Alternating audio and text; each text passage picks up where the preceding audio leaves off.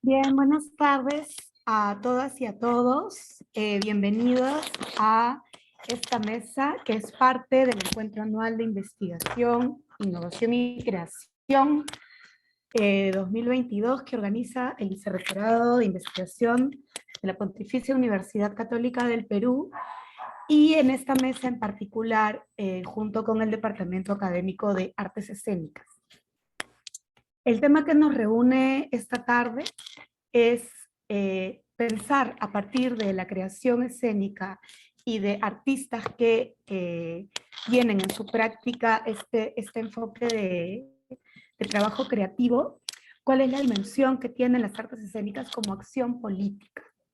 Y ahí yo quisiera, antes de presentar a nuestras ponentes de esta tarde, un poquito poner algunos marcos que tienen que ver con cómo estamos concibiendo la acción política, ¿no?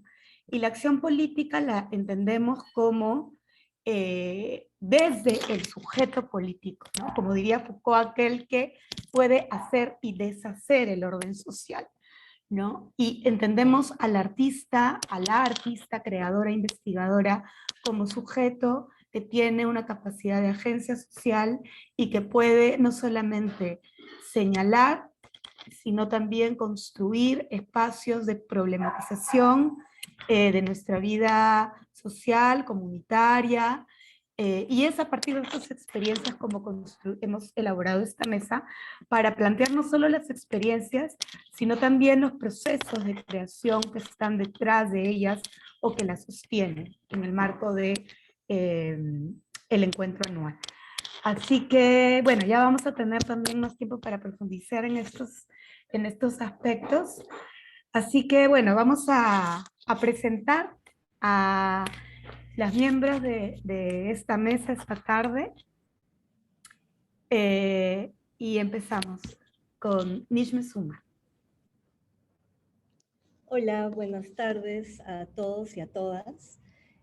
Como dijo Lorena, mi nombre es Nishme Sumar. Sé que ella hablará sobre nuestra trayectoria más adelante, pero quisiera compartir con ustedes una cita del director teatral Eugenio Barba, a la que siempre vuelvo para encontrar inspiración y sentido a mi búsqueda como creadora.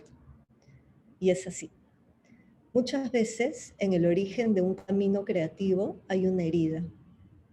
En el ejercicio de mi oficio he vuelto a visitar esa lesión íntima para rechazarla, interrogarla o simplemente permanecer a su lado. Era la causa de mi vulnerabilidad, pero también la fuente de mis necesidades.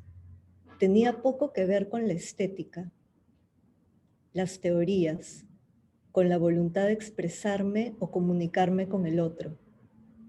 Esta herida necesidad ha obrado como un impulso para permanecer al lado del joven que fui y del cual el tiempo me ha alejado, empujándome en un mundo que cambiaba. Quemar la casa, orígenes de un director, de Eugenio Barba. Gracias por la invitación.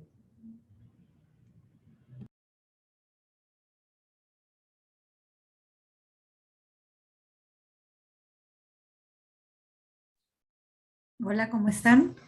Mi nombre es Mónica Silva, trabajo en la universidad,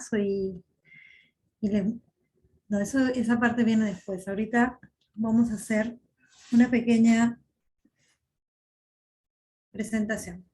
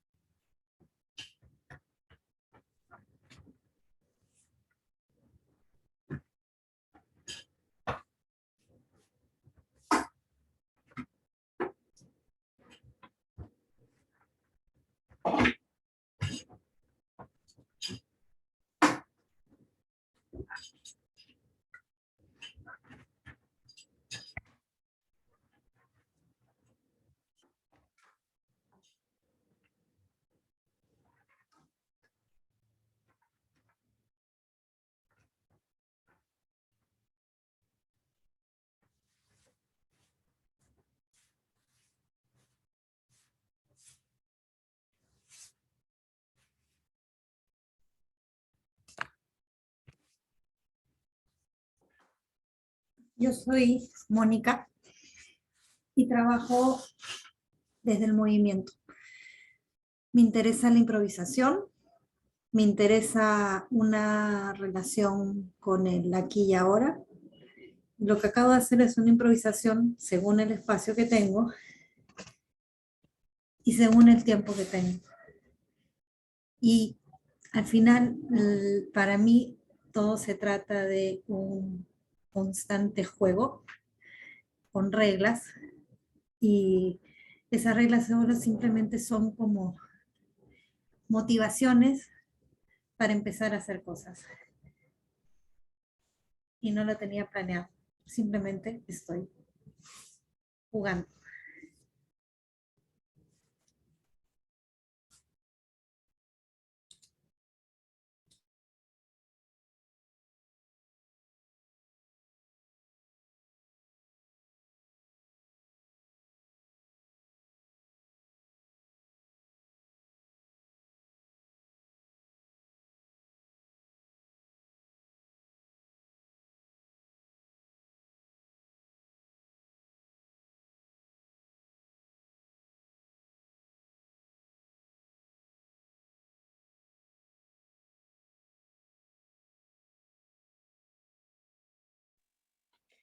Hola, mi nombre es Liliana Albornoz, soy estudiante, soy de formación artista escénica y desde muy joven, estando en las aulas, siempre me preguntaba y me cuestionaba cómo contar la historia de mujeres, porque era un lugar que a mí me interesaba, poder hablar de ciertas problemáticas que en ese momento a mí me, me atravesaba. Con el tiempo conocí lo que es el trabajo de la performance art o el arte acción o las artes vivas.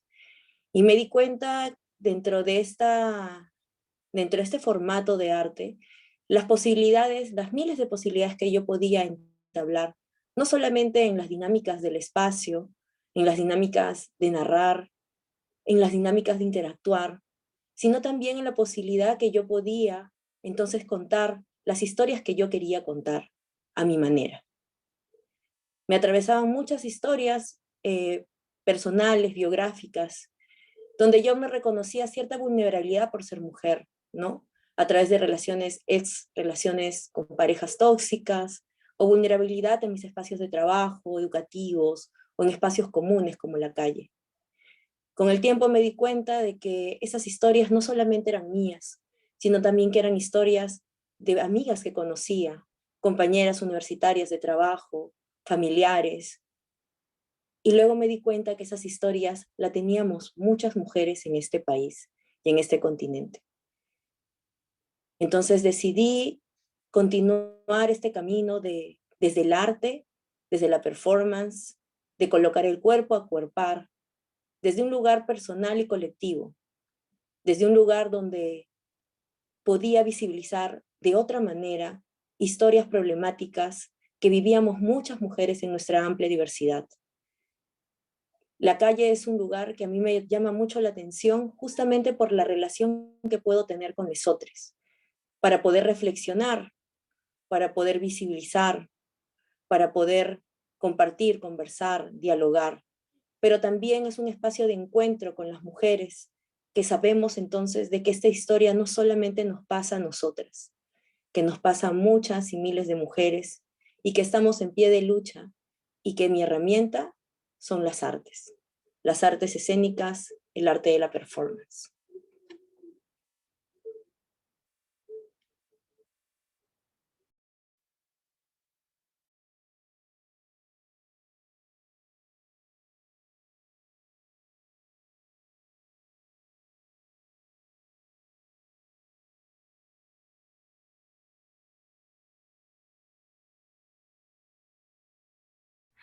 Muchas gracias, Nishme, Mónica, Lili. Tal vez ya podemos prender las cámaras. Gracias por estas presentaciones que también tienen como la búsqueda o el objetivo de esta entrada, ¿no? De poder presentarnos desde ese lugar que nos mueve, desde ese lugar desde el cual estamos creando. Y bueno, en esta mesa tenemos estas tres maravillosas artistas escénicas, creadoras, que desde diferentes propuestas y también búsquedas tienen un trabajo artístico que dialoga de manera muy cercana con diferentes aspectos o temáticas que, como bien lo ha planteado Liliana, las conectan, ¿no?, con otras historias que tienen una trascendencia social, y desde ese lugar, a través de sus creaciones, podemos tocar esas fibras y abordar esos temas que no son personales, ¿no?, sino que son sociales, que son políticos, que son históricos. Así que bueno, vamos a empezar con Nishme Sumar. Nishme es bachiller egresada de la Facultad de Ciencias y Artes de la Comunicación de la PUC, con especialidad en artes escénicas, y actualmente está cursando la maestría en escritura creativa en la Universidad Pompeu Fabra de Barcelona. Actualmente Nishme se encuentra escribiendo un libro para niños y niñas que ya está muy cerca a publicarse. Bueno, Nishme es una directora que tiene mucha trayectoria. Su último proyecto, Limpiar la Sangre, tuvo la coproducción de Luisa Pardo, de Lagartijas Tiradas al Sol en México, y de Steven Buendía en Colombia. Y también ya está pronta a estrenar en el Centro Cultural de nuestra universidad. Por eso, Nishme nos va a poder acompañar hasta las 7, porque como está a puertas de un estreno, debe partir. Bueno, es directora y dramaturga de diferentes piezas de teatro. Entre sus trabajos están Mi nombre es Rachel Corrie, Yerma, de Federico García Lorca, El curioso incidente del perro a la medianoche, Mudanza, Creo en un solo Dios, y Cuerda, que son montajes que se han presentado en diferentes teatros, en la Plaza, en la Universidad del Pacífico. Bueno, y ahora la vamos a tener en casita, en el Centro Cultural de la PUC. Así que maravilloso. Bueno, Nishme, te escuchamos. Gracias. Y gracias por estar acá. Gracias a ustedes por la invitación, por la introducción. Y quisiera pedirle a Milagros que por favor proyecte mi presentación y que empecemos por el primer video para abrir esta charla.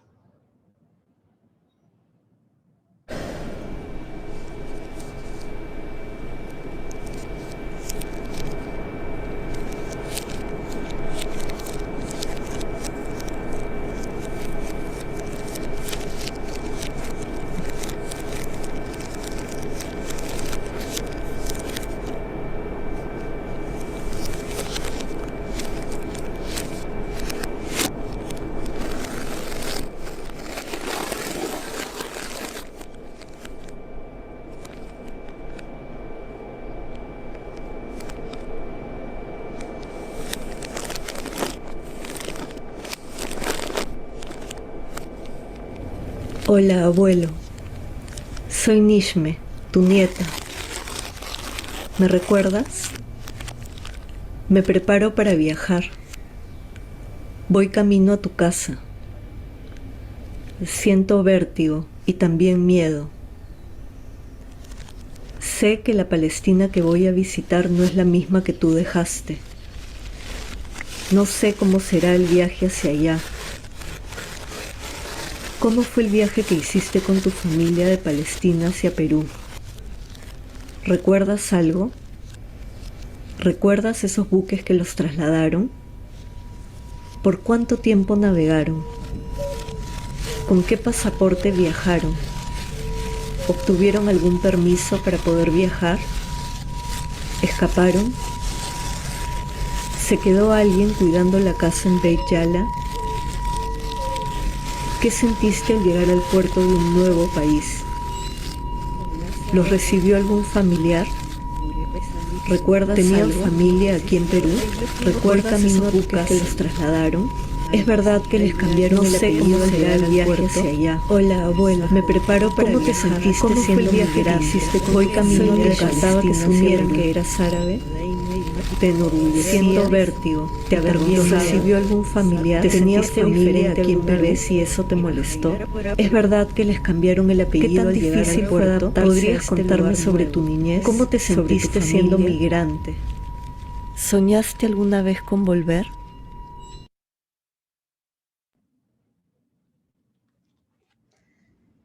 Mi inquietud por conocer la historia de migración de mi familia paterna de origen árabe-palestino empezó desde temprana edad. Desde que tengo memoria me he hecho preguntas, quizá respondiendo a una necesidad por construir mi identidad y entenderme, pero también movilizada por la sensación de que se trata de una historia silenciada o escondida, o narrada de manera fragmentada e imprecisa. Otro aspecto que he podido constatar luego de años es que es una historia en la que el reflector está puesto sobre los personajes masculinos, mi bisabuelo, mi abuelo, mi padre y sus hermanos.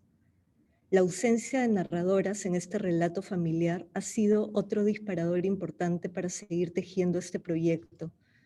Esta conciencia ha implicado la búsqueda de mi propia voz, la urgencia por encontrar mi lugar en ese mapa familiar. De alguna manera, esta conciencia trastocó la idea que tenía de mí misma, materializada a través de la imagen que recibí de estas mujeres. ¿Por qué solo escuché las voces de los hombres? ¿Dónde estaban los testimonios de mis mujeres? ¿Por qué quedaban en el ámbito privado, doméstico? Hace aproximadamente 30 años que me dedico a hilar los retazos de esta historia. En el camino he plasmado esta búsqueda a través de algunos proyectos que fueron vitales para hallar entendimiento y nuevas miradas a mi búsqueda. El primer acercamiento fue a través de una pieza que escribí y dirigí siendo estudiante. El nombre del proyecto fue Al Amanecer y tuvo como protagonista a mi amiga y hermana Lorena Pastor, aquí presente. Ese proyecto constituyó no solo la oportunidad de articular el relato familiar, reunir piezas dislocadas, reafirmar mi identidad, dando espacio y voz a mi linaje femenino, sino que me permitió acercarme a la historia política y social de Palestina, que para mí era desconocida. A través de este proyecto pude constatar que se trata de un territorio invadido y violentado a lo largo de los siglos, ocupado militarmente y colonizado hasta la actualidad. Después vinieron otros proyectos como el unipersonal Mi nombre es Rachel Corrie, en el que la joven activista norteamericana Rachel Corrie narra en primera persona sus vivencias en territorio palestino y quien fue asesinada, atropellada por un bulldozer israelí mientras intentaba evitar de manera pacífica que se demoliera una casa palestina en cuyo interior había una familia con niños, civiles inocentes que nada tenían que ver con la política, pero que tuvieron la mala fortuna de que su casa estuviera en territorio ilegalmente apropiado por el Estado de Israel. Otra aproximación, esta más problemática por su postura política, humana y cuestionadora del conflicto palestino-israelí, fue la obra Creo en un solo Dios, de Stefano Massini. Digo problemática porque en esta obra las protagonistas son 3 mujeres, una profesora judía, una estudiante palestina y una militar norteamericana destacada en la zona de conflicto. Estas 3 mujeres nos ofrecen su perspectiva sobre el conflicto a modo de testimonio íntimo, pero inevitablemente político. Son 3 personajes que tienen el cuerpo puesto en territorio bélico y nos hablan desde ese lugar de enunciación.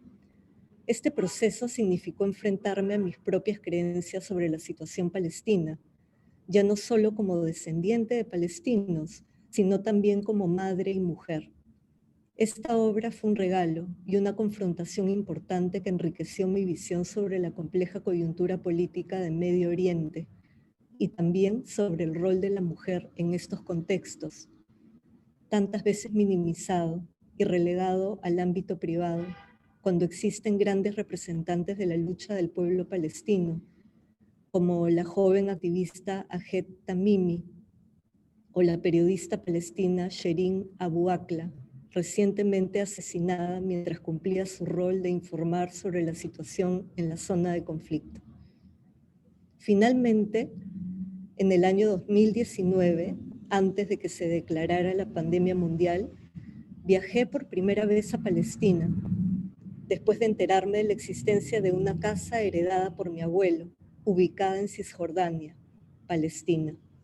Tomar la decisión de viajar fue compleja. No es tan sencillo viajar a territorio palestino, no solo porque es peligroso, sino porque todo lo que significaba a nivel personal y emocional implicaba, en mi caso, escapar de la teoría y los testimonios de otros y de otras para poner el cuerpo por primera vez. Sabía que este viaje me modificaría, que algo iba a mutar dentro de mí y que me iba a ofrecer nuevas perspectivas sobre mi búsqueda. Lo íntimo, lo político y lo social se entrecruzaban con total claridad. Al regresar me dediqué a revisar el material obtenido en el viaje. Mientras procesaba la experiencia, se asomaron algunas nuevas rutas. La herida necesidad de la que habla Eugenio Barba comenzó a latir y una vez más sirvió como impulso para crear. Entendí que esta vez debía contar esta historia en primera persona. Decidí postular con este proyecto al concurso de Iberescena y gané la ayuda.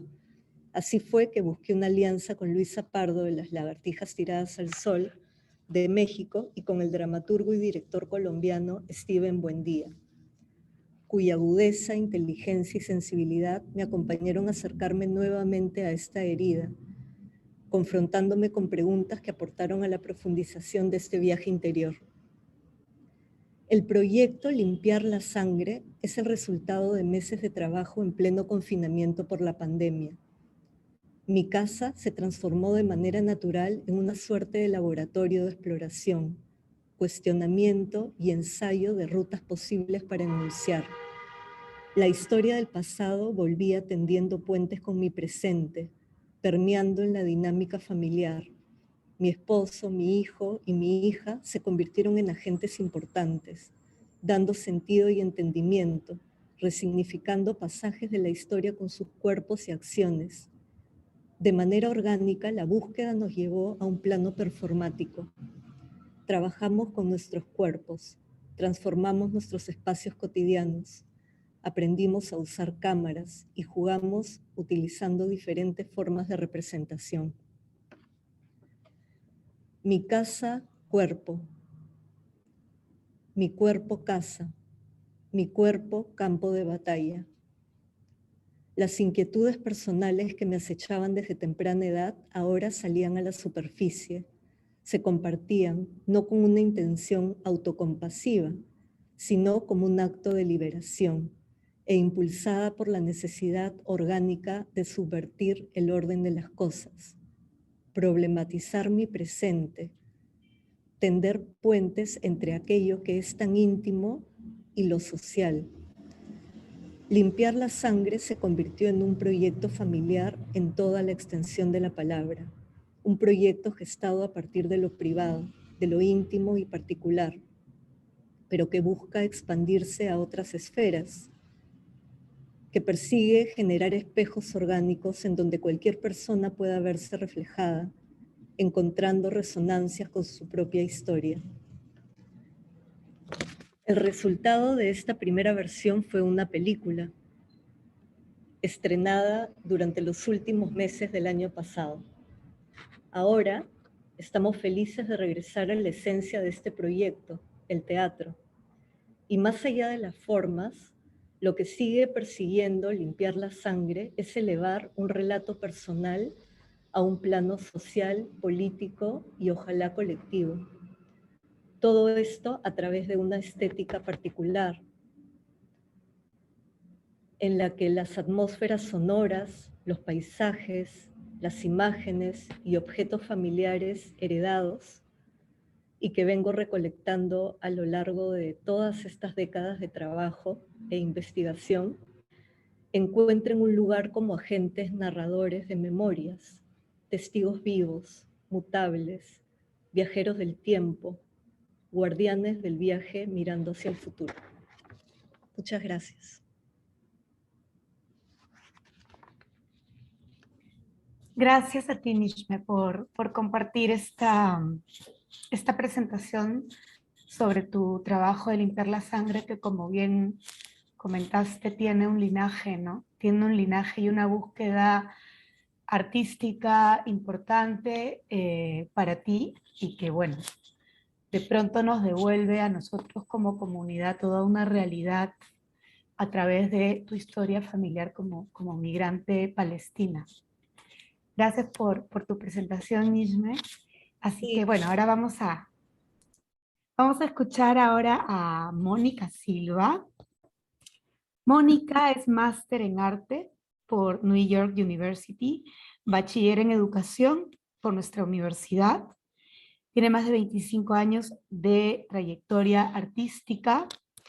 Su investigación se ha desarrollado en el campo de la educación y la improvisación, tal y como nos lo hizo ver en su presentación. Y bueno, actualmente es coordinadora del grupo de investigación Danza, Cuerpo y Escena del Departamento de Artes Escénicas. Es profesora asociada del Departamento de Artes Escénicas de la PUC y jefa de Departamento Académico de Artes Escénicas.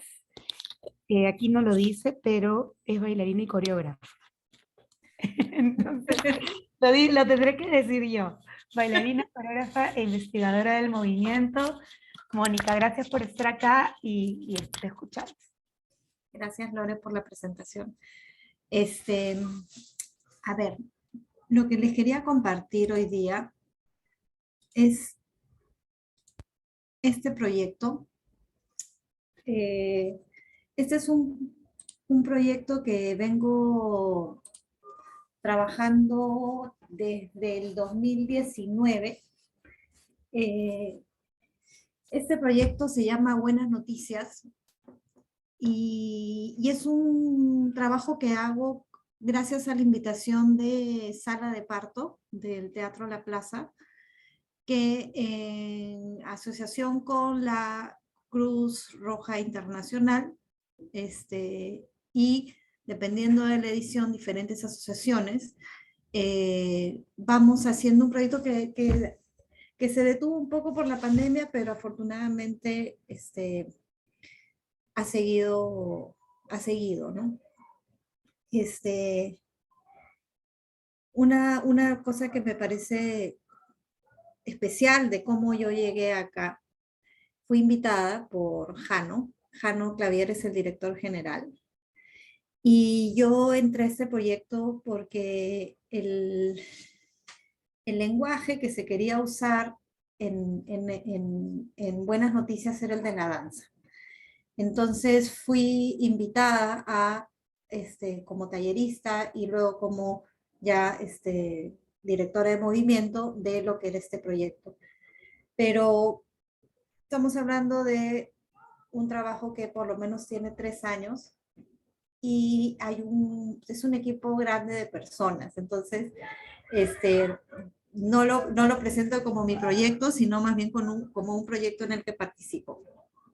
No, porque hay un componente también audiovisual, de danza, ¿no? Distintos elementos que entran a generar esto, ¿no? Entonces, dicho esto, a mí me interesa sobre todo hablar desde ese lugar en el que estoy, que es el de la danza, ¿no? Y qué significa la danza dentro de un trabajo que trabaja con víctimas o afectados de la violencia política, ¿ya?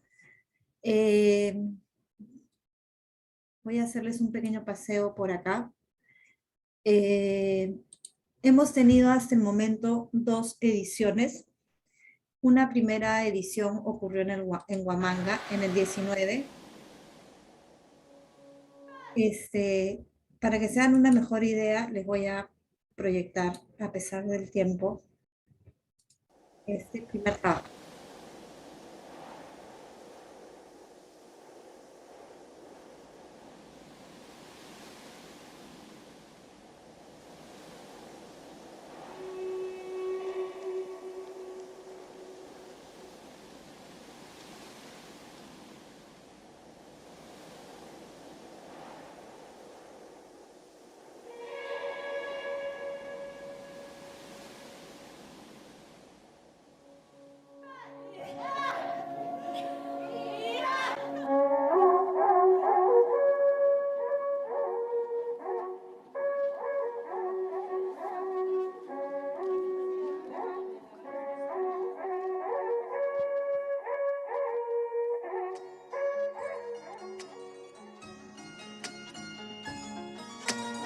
Te traigo buenas noticias porque tu hijo, haciendo esfuerzo, educados todos son profesionales. Mucho me alegro, tú también alégrate con tus hijos. Te tengo una buena noticia. Tienes un hijo de 36 años que es un buen muchacho. Hermano, hace 2 meses nació tu sobrino y lleva tu nombre. Papá, yo te quiero mucho. Maita takrirhanki, maita takrirhanki, Noticias. wawanchikuna Querido siempre. wiñaron batuntaña, wiñaron kachkan parijayurña, karikas warisayo, kachanchik nasiru, kachchallaña.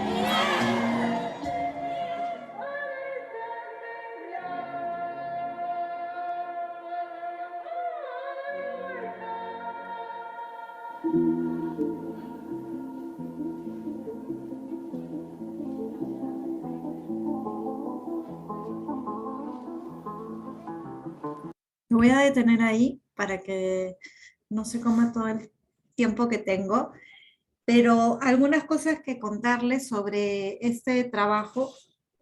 Fue el primero y fue este diálogo y esta idea de la buena noticia, ¿cómo llegamos a esto, no? Una de las cosas que en esta edición empecé a indagar era el uso del gesto, ¿no? Entonces, cómo los gestos que vienen de un lugar cotidiano o que representan algo, no necesariamente una acción literal, sino simplemente una deconstrucción de una acción cotidiana que se convierte en un gesto. Entonces, una de las cosas que podrán ver es que existen lugares en donde hay movimientos muy sencillos, en donde están sobre todo, de mucho protagonismo están las manos, ¿no? Entonces, una de las cosas que a mí me parece, y cada vez la comprendo más, es como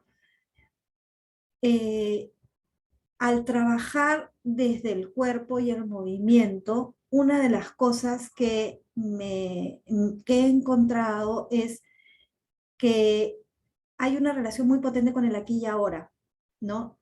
Y con el bienestar, ¿no? Entonces, el concepto de buenas noticias un poco lo que buscaba es que esto se realizó en la celebración del Día de los Muertos, que es normalmente las mujeres de ANFACEP hacen un ritual y hacen una serie de acciones en relación a el recordar a los desaparecidos o a los muertos. Entonces nosotros era como, me parecía súper arriesgado lo que planteaba Jano respecto a la buena noticia, ¿no? Entonces era como, ¿cómo vas a poner esta idea de buena noticia? Es casi vetado pensar en algo positivo, ¿no? Con historias tan duras, ¿no? Pero de la mano de esta idea de, yo hablaba de esta dualidad, ¿no? Entre la vida y la muerte, ¿no? Y para mí la danza se ha convertido en ese vehículo en donde yo me conecto con un lugar de bienestar y de alegría también, que no niega, ¿no? Pero también cuando yo trabajo desde un lugar abstracto del movimiento, de alguna manera dejo una puerta mucho más abierta a las interpretaciones que yo puedo recoger de lo que estoy viendo, ¿no? Existe una idea clara, digamos, una búsqueda muy concreta de movimiento, una consigna sobre la cual elaboro, una estructura coreográfica donde se compone, el elemento audiovisual, el tipo de música que utilizo, todos los elementos que forman parte de una escena están ahí y hay una decisión. Pero lo que significa es un lugar en donde a mí me parece muy rico el que uno puede tomar y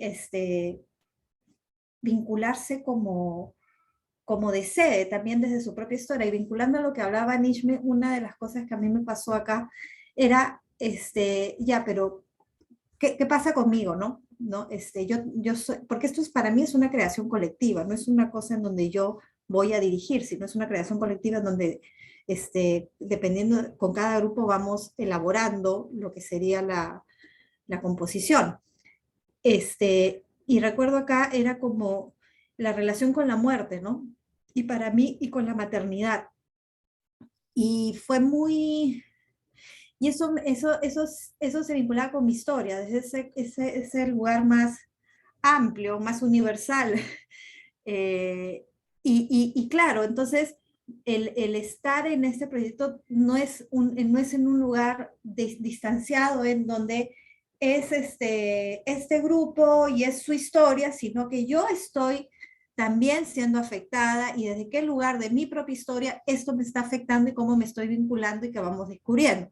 Entonces no hay esta relación así distanciada de que yo llego a plantearte una manera de cómo hacer las cosas, ¿no? Sino que yo también estoy siendo afectada dentro de lo que está pasando. Y el lenguaje de la danza me permite una apertura de significados en la cual yo me siento también más incluida, ¿no? Y sin el pudor de sentirme yo parte también y protagonista también de lo que está pasando, ¿no? Luego, muy voy de tiempo, tengo probablemente casi nada, ya me pasé, horrible.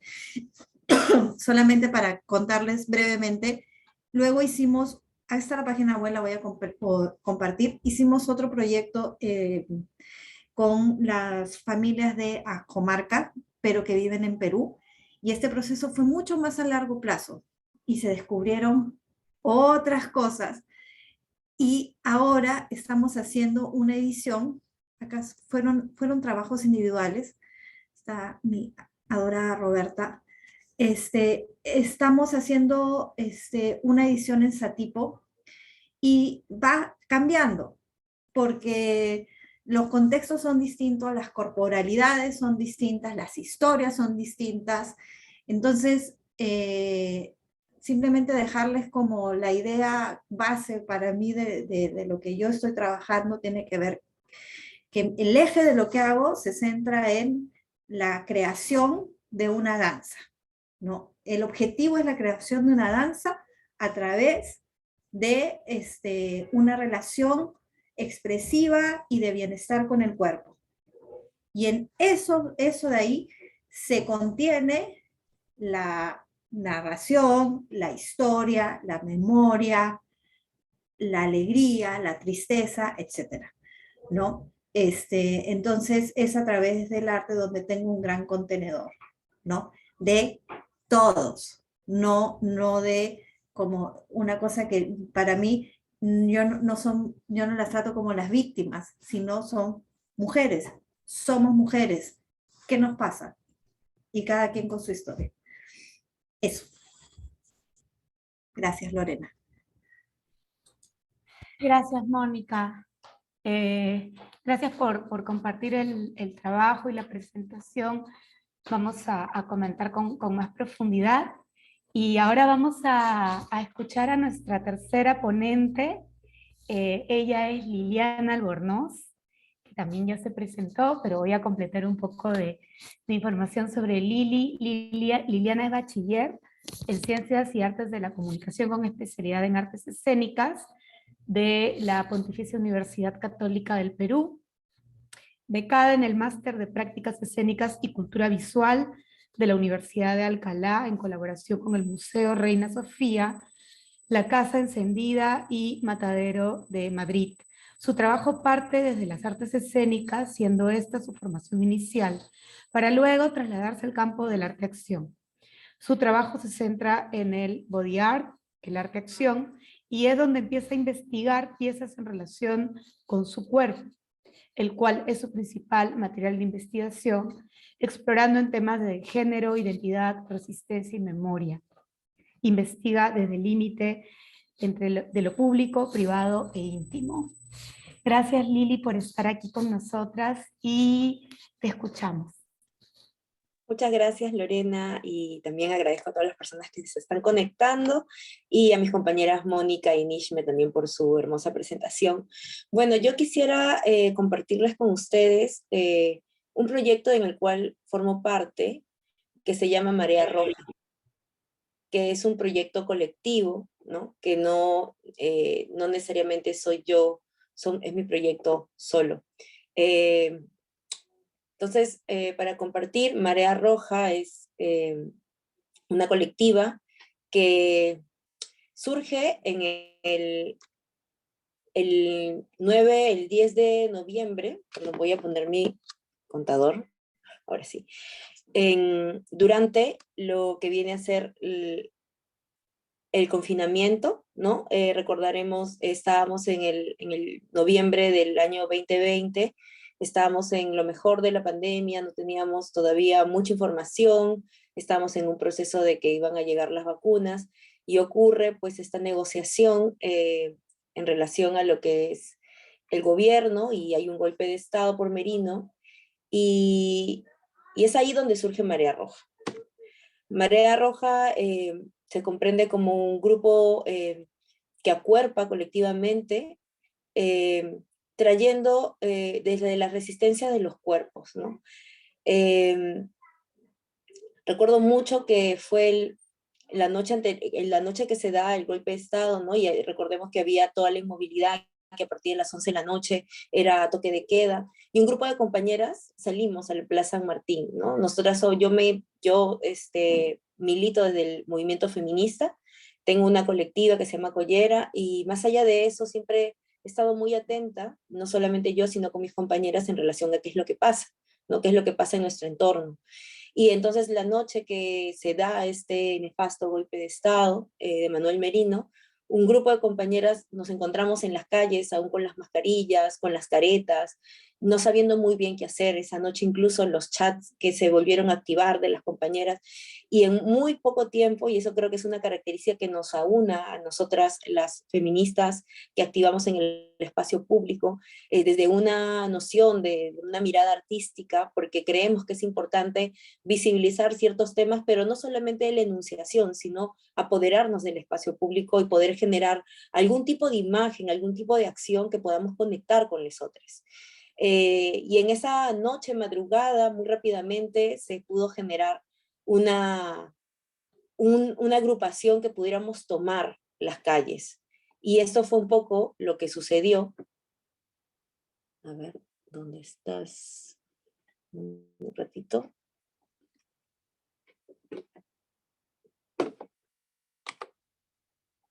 Un ratito, perdón. Ahora sí.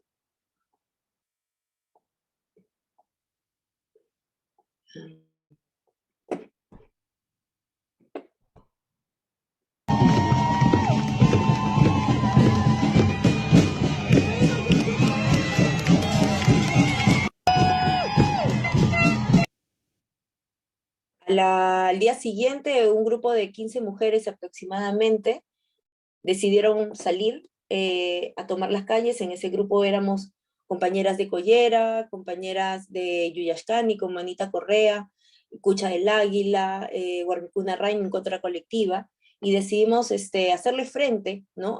Sin saber muy bien qué hacer, ¿no? Y esta imagen fue muy poderosa para nosotros, que llegamos frente al cordón policial y atrás estaba la ciudadanía. No teníamos todavía en ese momento una acción clara, muy bien qué es lo que queríamos hacer. Y por compartir, pues nosotras como Marea Roja no es que surge de la nada, de hecho surge a partir de desde una serie de acciones que ya se venían dando, ¿no? Por ejemplo, una de ellas fue el Carnaval de la Resistencia, que se generó una acción el 8 de marzo del 2020 con la colectiva Collera, donde salimos muchas mujeres, cerca de 200 mujeres, a tomar la calle, desde un lugar más desde la alegría, ¿no? Donde salimos danzando con faldones rojos, poleras negras, y llevamos pañuelos, levantando una vez más la lucha de nuestras mujeres y compañeras desaparecidas o víctimas de feminicidio, ¿no? Eso fue para el 8 de marzo, previo, una semana antes de que nos cayera la pandemia. Luego otras acciones que también somos parte, muchas de las que somos Marea Roja, el colectivo Somos 2074, en la cual participan sobrevivientes de selecciones forzadas y también activistas feministas. Y para el 25 de noviembre del 2019 generamos una acción colectiva donde no salíamos solamente arengando desde un dolor, desde la rabia, sino que también le inyectamos la fiesta y la alegría, ¿no? Entonces, para noviembre del 2020, se genera una imagen muy potente y entonces decidimos nombrar a este grupo que se estaba construyendo como Marea Roja.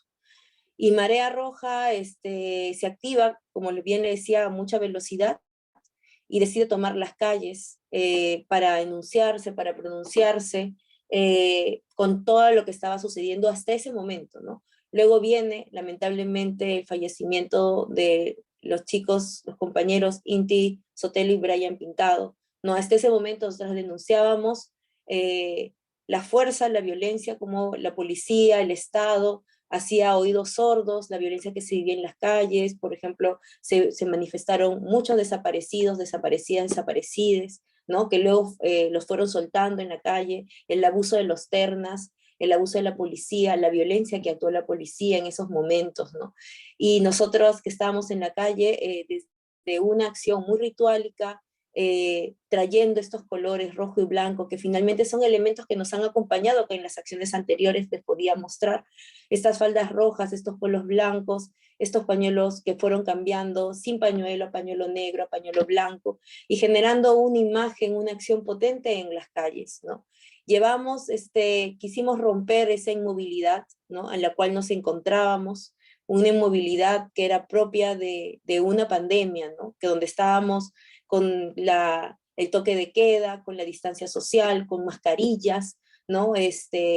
Cuidándonos por nuestra salud, porque además habría que reconocer que la violencia que vivimos no solamente fue de una situación política, sino también una situación de salud y economía, porque reconocer y no olvidar que muchas de las personas que fallecieron en este país no fueron por una pandemia, sino fue por la carencia de un sistema de salud, ¿no? Que a quienes más afectaba eran las personas que tenían una economía baja, ¿no? Entonces, Marea Roja insistentemente tomó las calles, por ejemplo, esta es una foto donde se instaló un memorial que fue destruido muchas veces por grupos como la Resistencia, y nosotras insistentemente también fuimos a generar un ritual, una memoria necesaria, colectiva, con los familiares, con la ciudadanía. Traigo muchos elementos aquí a reflexionar en relación a lo que es Marea, ¿no? Como bien te mencionaba, la inmovilidad que era propia de esos momentos, nosotros la rompíamos justamente con el tránsito, con la ritualidad, con el baile, traíamos elementos que eran más desde la fiesta, traíamos elementos que venían más desde la misma lucha, soltábamos arengas que eran necesarias para nosotras poder cantarlas, poder decirlas. Apareció ante nosotras el poema de César Vallejo, que es un poema que nos acompañó muy fielmente.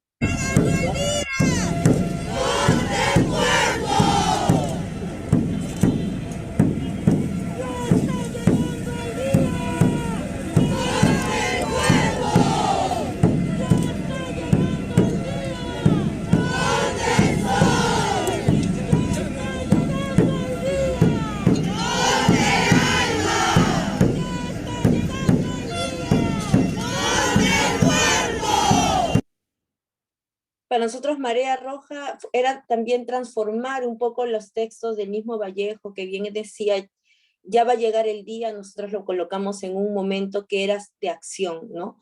Si bien nosotros reconocemos también como la performance o el arte de acción como un arte vivo, es un arte que se estaba manifestando en ese momento, que relaciona eso efímero, esa importancia del estar en el aquí y ahora, ¿no? No solamente desde un lugar político necesario denunciar la voz, sino también como un cuerpo vivo, que finalmente sí, somos una imagen que estamos nosotras en este momento reflejando a esta bandera, que no es una patria, que es una matria, que la mueven las mujeres, que no es una bandera que está quieta, es una bandera en movimiento, es una patria que necesita ser activada desde la voz de las mujeres que se han organizado, desde una poética, desde una estética, desde este lugar que necesitamos enunciarnos para generar desde una estrategia creativa, enunciativa, sensible, empática con los demás, ¿no? Y además creo que algo que por lo pronto que vengo reflexionando mucho en este último año, en estos últimos meses, si bien nosotras salimos a relacionarnos con los otros, y es por eso que estas acciones no solamente suceden en un espacio cerrado, en un espacio protegido, sino esa es la calle donde queremos relacionarnos con los demás, también es un espacio que para nosotras mismas nos ha hecho sentir un lugar donde nos podemos encontrar, donde nos podemos emancipar, un lugar donde podemos sentir realmente la palabra colectiva, un lugar donde nosotras las mujeres podemos traer también nuestros lugares personales, es un espacio donde sanamos conjuntamente, es un espacio donde bailamos conjuntamente, es un espacio donde sentimos, extrañamos, lloramos, celebramos, exigimos, generamos. Es finalmente un espacio vivo. Y solamente quisiera cerrar compartiendo un fragmento de un video que lo hicieron Nicolás Duarte con Andri Funk en memoria de los desaparecidos, en memoria de Inti Bryan, en memoria de muchas luchas que también se estaban viviendo, en memoria de sobrevivientes, de familiares de víctimas de feminicidio. Y ese es un fragmento del video donde Marea Roja participó en el videoclip, y fue un honor hacer esta acción en el LUM. Lo consigo. La gente marcha en el toque de queda y canta con la poca voz que le queda. Pero canta tanto que el miedo se espanta, canta tanto que aún hay esperanza. Cansadas gargantas no te darán tregua, con cada caído el grito se eleva. Te dicen que nadie lo ha visto, que no está en las listas, en ningún registro. Y te preguntas, ¿ellos dónde están? Yo solo quiero que vuelvan, mirar a la puerta y verlos entrar. Quiero ver a su vieja llorar, buscando su nombre en algún hospital. Yo solo quiero que vuelvan, mirar a la puerta y verlos entrar. No quiero ver a su vieja llorar, buscando su nombre en algún hospital.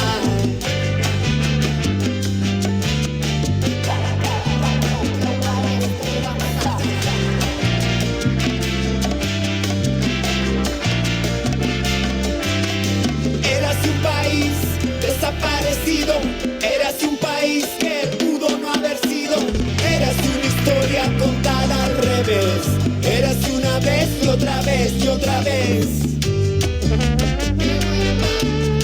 La primera línea de América Latina.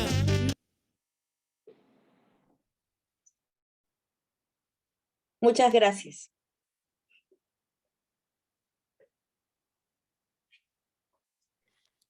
Gracias a ti, Lili, gracias a ti por compartir el trabajo que haces en red con otras mujeres artistas que deciden. Y ahora voy a preguntarles un poco sobre esto, que este término que trajo Nishme y que atraviesa el trabajo de las tres, que es poner el cuerpo, ¿no?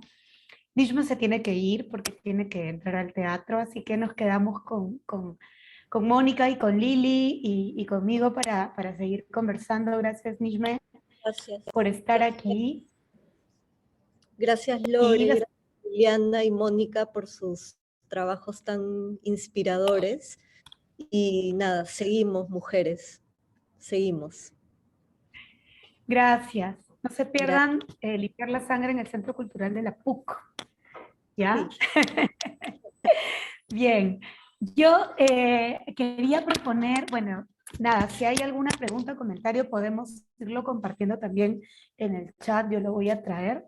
Pero quería plantearles, Mónica y Lili, 3 cuestiones para profundizar un poco en relación a sus trabajos. La primera, que sí está un poco, Lili lo trajiste, pero bueno, tal vez sí se puede profundizar un poco en esto, es de dónde viene, ¿no?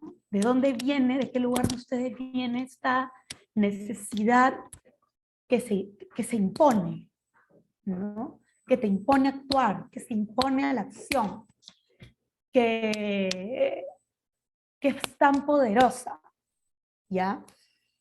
Y cómo esto que las motiva a poner en acción sus propuestas, sus acciones escénicas, se alimenta en la misma acción. En las tres propuestas, o no propuestas, en los trabajos que nos han compartido, hay una insistencia, ¿no? Hay persistencia, como lo hice esta vez. Y aquí lo volvimos a hacer, y aquí volvimos a entrar. Entonces,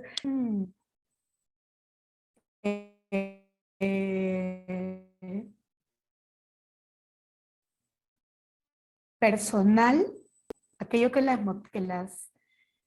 moviliza, se ha ido nutriendo con la misma práctica y con la misma acción artística. ¿Sí? ¿Me desconecté o esto me...?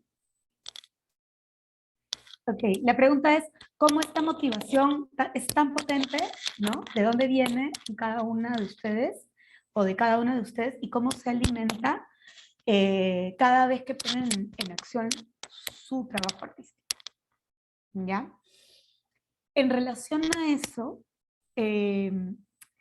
bueno, Ileana Diegues plantea este enfoque, ¿no? De entender las prácticas artísticas como actos éticos y actos estéticos, ¿no?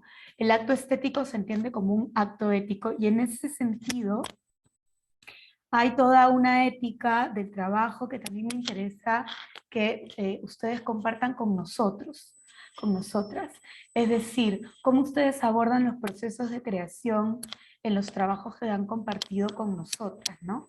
En el caso de Mónica, y eso está muy interesante en el grupo, uno podría, ¿no?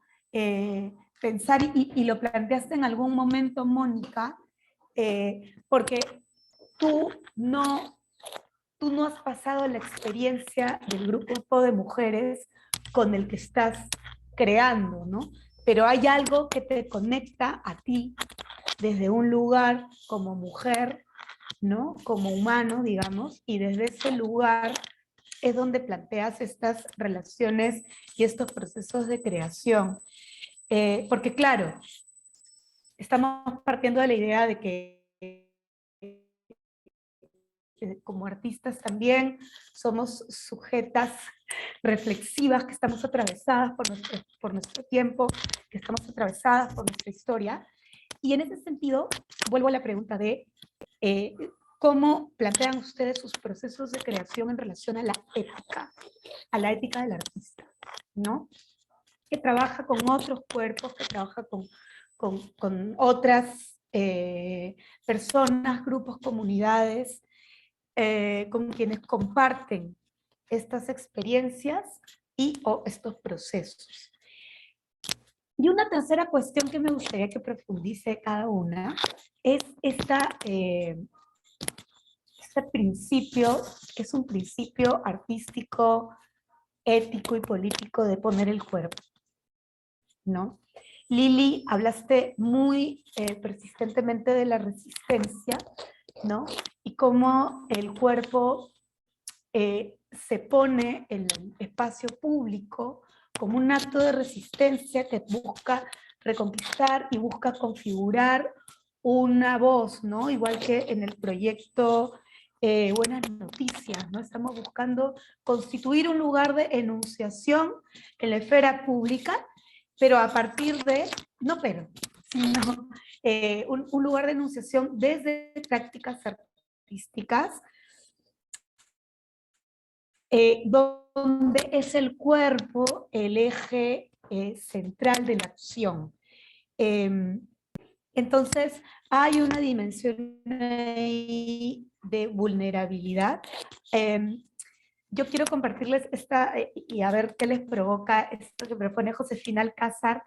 Ella plantea de cómo al nosotras trabajar con elementos de la vida cotidiana, ¿no? Como material para la creación, es un canal desde el cual podemos indagar las problemáticas personales, sociales, políticas y económicas, ¿no? O sea, en la medida en que vamos indagando sobre eso, también vamos profundizando sobre los contextos. Entonces, cómo poner nuestros cuerpos, nuestras historias, nuestras experiencias, logran también configurar estos espacios de enunciación que, como bien lo propuso Lili, no solamente enuncia o señala, sino conecta, invita, convoca, reconfigura simbólicamente, que es corporalmente y por eso también de manera constitutiva una realidad compartida. Entonces son esos ejes, ¿no? La motivación y cómo la práctica vuelve a ti en este ejercicio de indagación, la ética de los procesos y las implicancias para cada una de ustedes de poner el cuerpo, ¿sí? Bueno, son tres grandes cuestiones que me parece bien importante que puedan profundizar con nosotros. Gracias de nuevo. No sé quién quiere empezar. Podemos ir de repente en el orden Mónica y luego Lili. Dale. Me siento en una sustentación. Es que has abierto un abanico grande, pero vamos yendo paso a paso. Partiendo de la idea de dónde viene la motivación,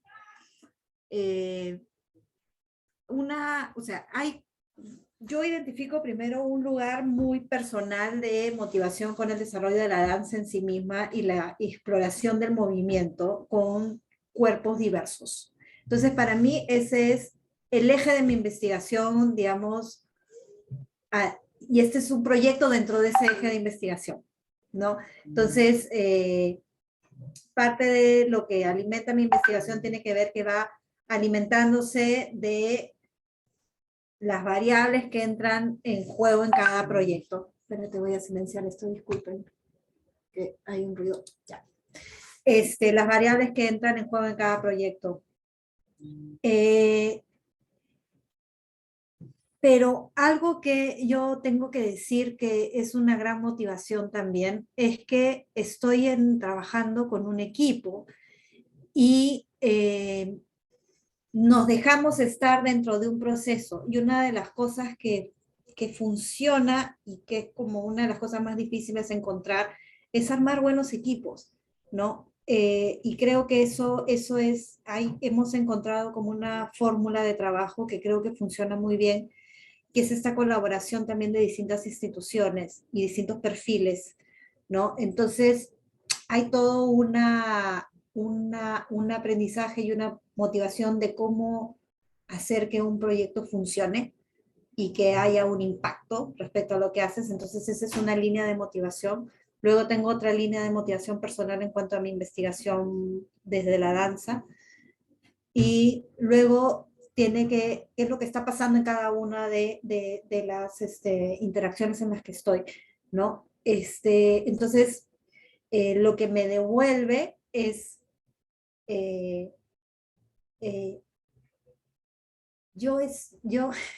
como mi premisa de trabajo es estar en un aquí y ahora. Entonces yo tengo que desarrollar un estado de alerta y tener la suficiente generosidad de saber qué está pasando y con eso empezar a jugar. Entonces hay un contenedor, ¿no? Pero al mismo tiempo hay mucho juego y mucha libertad de cómo las cosas se van dando, ¿no? Entonces, eso a mí me hace bien. Y creo que hace bien, porque esta danza, y estoy un poco así como, parezco ortodoxa, pero esta idea de que todo se está moviendo y que todo se va construyendo, me hace mucho sentido en general.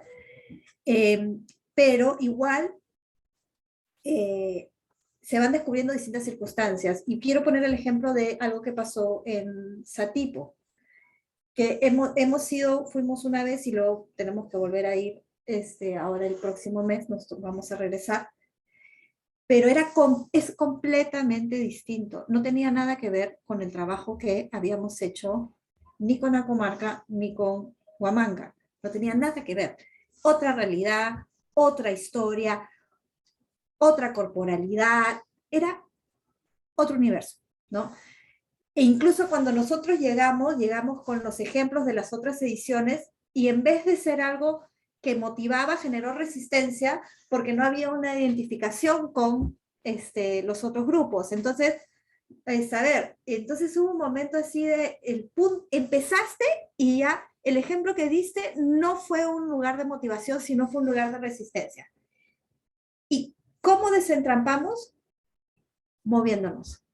Es como, ok, ya, eso no es. Silencio. Vamos a movernos. Entonces, eso que Lili también ha mencionado muchas veces, ¿no? El bienestar, el estar bien, a ver, no tengo que resolver las cosas acá, ¿no? Sino que tengo que estar en un nivel más sensorial y yo luego de estar ahí, yo puedo empezar a encontrar esos lugares. Entonces,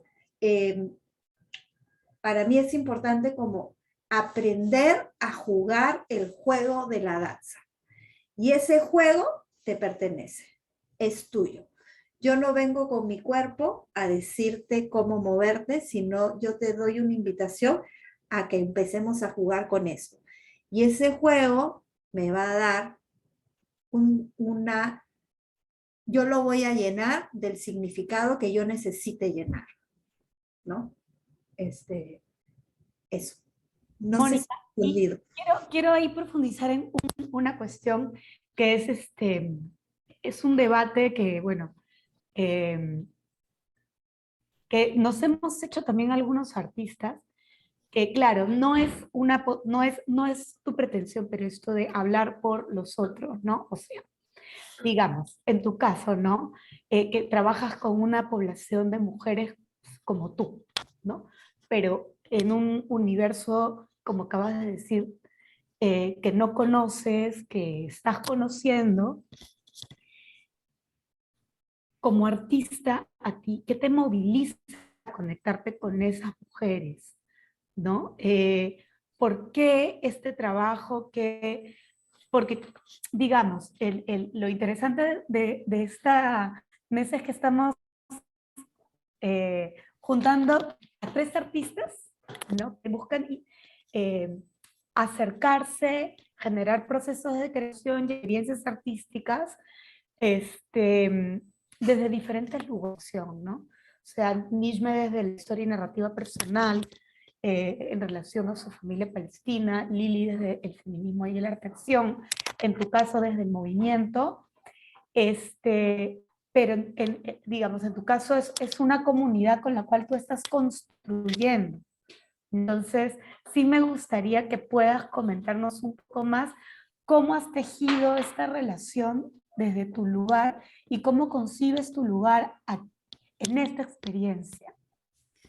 ¿Me explico? Tu lugar como artista. Lo que pasa es que ahí, lo primero que voy al lugar personal de mis motivaciones, ¿no? Y estoy sentada en la sala de la casa de mi mamá en un domingo hablando de política con toda mi familia. Y voy a mis polos de Amnistía Internacional que me ponía cuando estaba en el colegio y, o sea, he lactado derechos humanos desde que tengo uso de razón. Entonces, eso me conecta con mi historia familiar. Pero es interesante porque yo no soy una investigadora de ciencias sociales, entonces mi entrada es como desde ese no saber, y por eso hablo mucho de anclarme en la danza, porque yo salgo de ese rol de investigadora social y de que analiza a una, o sea, que hay como un objeto de estudio. Para mí no existe eso, ¿no? Sino es una relación emocional, sensorial, y que la conecto con mi historia y que me conecta con mi mamá también. O sea, es inevitable que eso no tenga en mi corazón a mi mamá. Y para mí eso es hermoso, porque hay una complicidad y me ayuda mucho también.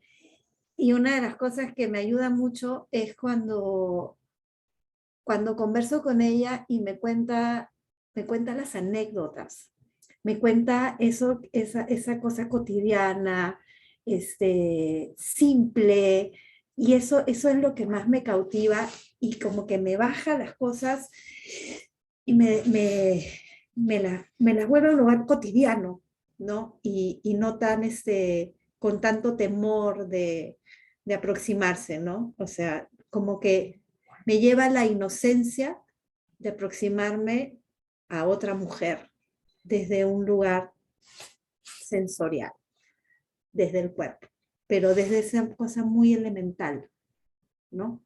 Entonces, es eso. Esto que acabas de comentar, Mónica, lo quiero como recoger para pasarle ya el micro a Lili, pero me parece fundamental, ¿no? Cómo reconocemos nuestras aproximaciones desde las artes escénicas, ¿no? O sea, tú has traído tu linaje personal de vida, ¿no? Tus episodios, ¿no? Momentos que han marcado y que te ponen en acción desde lo personal, y cómo desde el cuerpo y la afectividad es que estamos reflexionándonos y sintiéndonos, ¿no? Con los grupos con los que trabajamos y también pensándonos en una comunidad mayor, porque nuestro trabajo está hecho para, ¿no? Entonces, son como tres entradas que me parecen fundamentales de recoger: la historia de vida, el cuerpo y la afectividad. Súper, Lili. Gracias, Mónica. ¿Qué tal? Ay, estoy, ¿no? Bueno, coincido mucho con Mónica en ese aspecto, ¿no? Cuando nos planteas esta pregunta, tanto personal como colectiva, quizás yo la puedo plantear desde ahí. Por ejemplo, cómo se genera marea roja, netamente nace de la indignación, ¿no? De una indignación, de una rabia, ¿no? De sentirte atada, ¿no? Justamente de una inmovilidad, ¿no? O sea, qué estratégico, ¿no? Generar estos declaves en el Estado, en nuestra sociedad, ¿no? Cuando uno está más atado, no es casualidad, ¿no? Y siempre se ha ido generando de esas maneras, ¿no? Si miramos un poco la historia inmediata, un poco atrás, ¿no? Pero eso no ha significado nunca para nosotras un impedimento. Y de hecho, por eso lo mencionaba en algún momento, ¿no? Es como una característica propia que se ha ido dando, y además del grupo que hemos ido conformando, donde no todas necesariamente son artistas, ¿no? Lo que nos une es que somos mujeres, ¿no? En nuestra amplia diversidad, ¿no? Que tienen necesidad de decir algo, ¿no? Y no lo quiere decir sola porque juntas somos más fuertes, así de simple. Y donde tenemos herramientas, donde la voz es un componente, pero no es el principal. Donde hemos reconocido pues nuestro cuerpo como una herramienta de comunicación, y que a veces no solamente, por más que la rabia nos atraviese, el dolor, no necesariamente vamos a utilizar esos mismos dolores en el espacio, esa misma rabia en el espacio, ¿no? Hemos ido con el tiempo y bueno, yo desde mis saberes que los pongo al servicio de mi comunidad, elaboramos estas acciones, ¿no?, colectivas, ¿no?, consensuadas, ¿no?, que no son impositivas, donde podemos entonces colocar, por ejemplo, esa acción de marea ha sido construida también de la mano con Ana Correa, ¿no?, donde entonces empezamos a hacer como un mix de abracadabra, ¿no?, pero con un sentido lógico, ¿no?, porque sentimos que, por ejemplo, Marea Roja, en una época como lo fue en 2020, a finales, la distancia social era más que necesaria, ¿no? Era urgente y además, no por querer tomar las calles podíamos romper, no podemos romper esa proximidad, porque si nosotras no nos cuidamos a nosotras mismas y no cuidamos a mi compañera de al lado, ¿cómo pretendo entonces cuidar o plantear una acción de cuidado hacia mi sociedad? Tengo que desde ese lugar tener una ética, tener una coherencia. Es por eso que era necesario, incluso hay un momento cuando hacemos un círculo y yo tomo el medio para hacer las arengas, a decir ciertas frases, nombrar a Inti Bryan insistentemente, porque en ese momento habían sido las víctimas de ese enfrentamiento, ¿no?, de enfrentamiento del Estado hacia la ciudadanía, y yo me tengo que bajar la mascarilla, ¿no?, en esa época nadie tenía vacuna, para poder decir a la voz, porque la mascarilla no te lo permitía, las compañeras lo que hacían era cambiar el frontis y mirar hacia afuera. De esa forma nos protegíamos todas, y de esa forma ya también se implementó levantarnos las faldas como una señal también de mostrarnos cómo estamos, ¿no? De esta, entre comillas, vulnerabilidad, pero también resistencia y fuerza, ¿no? Y mostrar en las piernas lo que no podíamos decir con la voz, ¿no? Porque teníamos anulada la voz por la mascarilla, ¿no? No salíamos con una mascarilla delgada, salíamos con las AKM, y muchas de ustedes seguramente sabrán que hacer ejercicio, salir a caminar, salir a correr, era una cosa súper agobiante. Bueno, salir a protestar y salir a arengar y luego salir a bailar, era algo que era un reto para nosotras, pero era necesario, y bueno, Marea, si bien se conforma en ese lugar y insistentemente replica las acciones alrededor de lo que significó el 14 de noviembre del 2020, lo hizo también en otros espacios, ¿no? Por ejemplo, cuando sucedió lo de Repsol, también salimos, ¿no?, frente a la COFIEP, ¿no? Y la acción se modificó, porque se tiene que modificar de acuerdo a la demanda, ¿no? Salimos cuando hicimos la restitución del busto de Elvira García García, el 8 de marzo de este año, ¿no? Y salimos todavía con las mascarillas, pero en ese momento ya nuestras voces eran de otra. Ahí denunciamos a todas las víctimas de feminicidio, ¿no? Porque el busto de Elvira García García, que se encuentra en Breña, los pocos bustos que hay de mujeres, simplemente en un momento alguien se lo llevó. Entonces era un busto que no tenía cabeza, y era muy simbólico para nosotras. Entonces Anita Correa plantea como una restitución del busto, se hace una colecta, se trae un busto, se coloca, y Marea entra a hacer esa entrega de ese busto, ¿no? En compañía de la alcaldía, qué sé yo, ¿no? Pero el busto viene de una organización feminista, tal cual, porque es una necesidad de nosotras las mujeres, que las pocas mujeres que necesitamos visibilizar estén ahí. Necesitamos estos íconos, estas heroínas, que no es que la memoria feminista nace de un momento a otro, hay. Lo que pasa es que no se cuenta, lo que pasa es que no está escrita. ¿Quiénes estamos entonces en esta obligación, este derecho, en este deber, en este deber amoroso? Nosotras de poder traerlas, ¿no? Y quizás ahí, tratando de responder un poco a las preguntas que nos plantean, ¿no? Esto que tú dices de lo cotidiano, ¿no? Como, sí, pues desde lo cotidiano, desde los lugares personales, los que nos han aunado nosotras, las mujeres que salimos a tomar las calles de ese lugar, desde una apuesta política de las artes, nos aunan historias personales que todas podemos coincidir o son similares, pero vamos más allá de eso. No nos queremos posicionar desde un lugar de víctima, queremos hablar un lugar desde el presente, como también lo dice Mónica, desde un presente en el cual podemos transformarlo, ¿no? Y que quizás en algunas luchas, probablemente lo he escuchado tantas veces, ¿no? Por ejemplo, yo también he acompañado por muchos años y sigo acompañando a sobrevivientes de esterilizaciones forzadas, ¿no? O víctimas de feminicidio, ¿no? Dice, pero oye, tú estás viva, oye, a ti no te han esterilizado, ¿no? Y es que, bueno, no necesito que me pase eso. Y justo también hay un lugar que plantea Eliana Diegues, que se llama Sobre las identidades prestadas, que me parece muy fabuloso. Yo coloco mi cuerpo al servicio para colocar una demanda que quizás, sí, las sobrevivientes, las familiares lo están diciendo, pero no son suficientes. Y no es que mi voz sea más importante que la de ellos, pero es una voz más que se suma a toda esa masa, a esa marea, para hacer potencia. Porque ante unos medios que no existen, que no narran la situación real, que no narran una problemática que realmente nos acontece a nosotros como ciudadanos, ¿qué nos queda? La prensa libre, la misma libre información, nuestras redes sociales, pero también la calle, y la calle desde su amplitud, ¿no?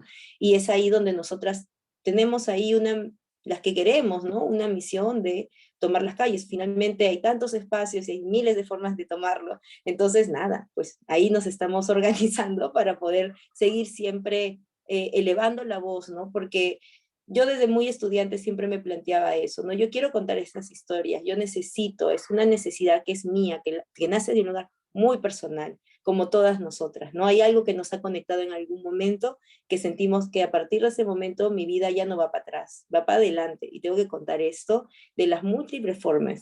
Y yo recuerdo mucho cuando estudiaba en España, en este máster que hice, un compañero chileno, a raíz de que una compañera mexicana hablaba de su trabajo sobre el narcotráfico en México, y él decía, pero qué insistencia querer hablar esto, y eso ya se dijo, ya está, ¿no? ¿Por qué más?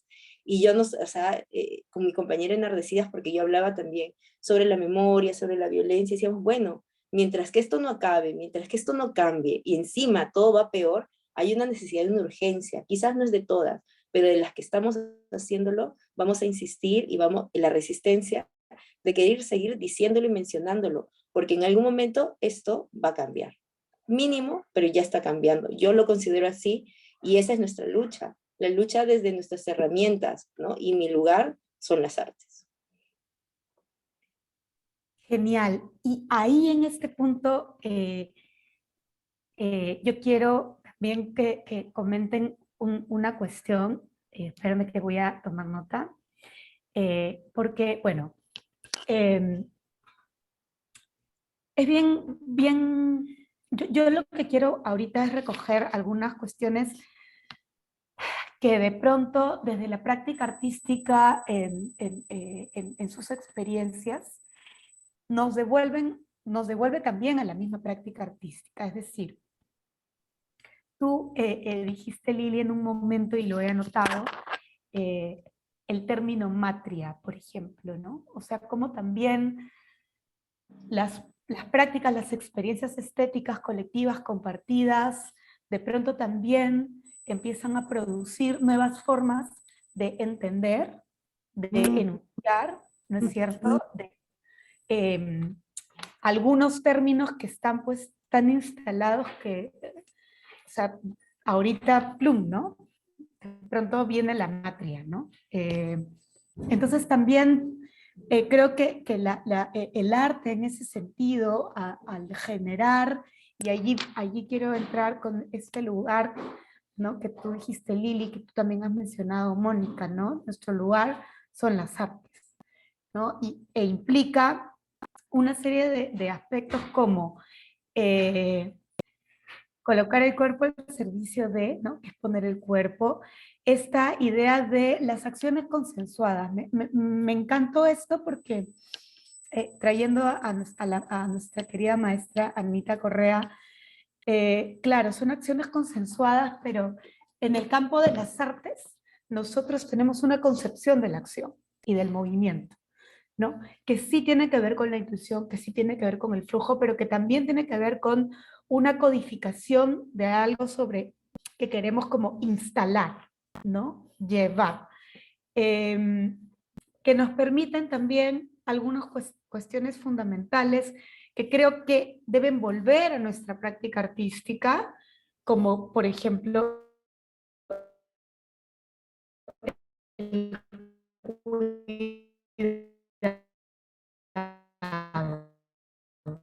protegernos, ¿no? Y claro, son los dispositivos que se crean en el espacio público, implican, ¿no?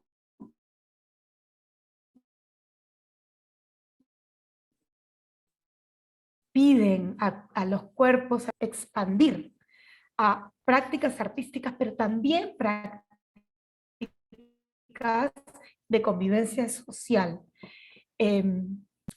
Yo quería preguntarles dos cuestiones, ¿no? Un poco los procesos creativos de investigación desde los cuales nacen, en el caso tuyo, Lili, estas tomas de espacio público, ¿no? Donde hemos visto mucha simbología con la falda roja, una postura corporal para entrar al espacio, una forma de tomar el espacio, ¿no? Cuéntanos un poco sobre cómo se construye de dónde vienen estas decisiones. También tú, Mónica, ahora nos contabas tu experiencia en Satipo. ¿Dónde vas, Mónica, con esto? Por un lado, el proceso creativo de las artes para este tipo de construcción y toma de espacios y de constitución de nuevas experiencias. Eso por un lado. Y por otro lado hay una pregunta que yo también quiero tener que ver el público, las audiencias, ¿no? Lili, tú debes haber escuchado más que yo estas expresiones como, ay, estas que vienen a tomar la calle y hacen sus cosas, que nadie entiende, ¿no?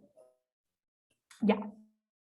¿Cómo eso de pronto a las colectivas que trabajan? O sea, ¿cómo esto vuelve? Desde ese lugar, pero también de las audiencias que sí nos sentimos tocadas, interpeladas por estas acciones. Es decir,